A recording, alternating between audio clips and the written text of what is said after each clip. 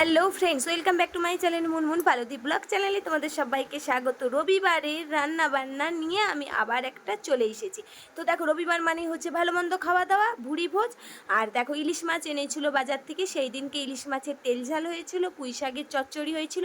বরমশাই তো সকাল সকাল সবজি কাটতে বসে পড়েছিল, আর সবজি কাটায় এতটাই ব্যস্ত তার যে পৈতেটা খুলে চলে যাচ্ছে সে কিন্তু লক্ষ্য করেনি। আর মা সকাল সকাল স্নান করে দেখো তোমাদেরকে হাই হ্যালো করতে করতে রান্না করতে বসে পড়েছে। মা প্রথমে মাছটা মানে হালকা করে ভেজে তেল দিয়ে তুলে নেবে। তারপরে দেখো, পুঁই শাকের চচ্চড়িটা মাছের মাথা দিয়ে, মাছের তেল দিয়ে, আর কচু দিয়েছিল পুঁই শাকের চচ্চড়িতে।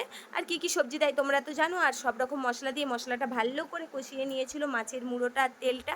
তারপরে দেখো, মশলা আগে হচ্ছে সবজিগুলো দিয়ে দিয়েছিল মশলার মধ্যে। দেখো, মশলা দেওয়া ছিল আদা রসুন পেঁয়াজ বাটা, ধনে গুঁড়ো, জিরে গুঁড়ো, আর হচ্ছে তোমার পরিমাণ মতো নুন, লঙ্কা, তেজপাতা, শুকনো লঙ্কা সব রকম দিয়ে আর ভালো করে কষিয়ে নিয়েছিল। পুঁই শাকের চচ্চড়িটা খেতে দুর্দান্ত হয়েছিল। তারপরে মা আমরা সর্ষে বেটে দিয়েছিলাম।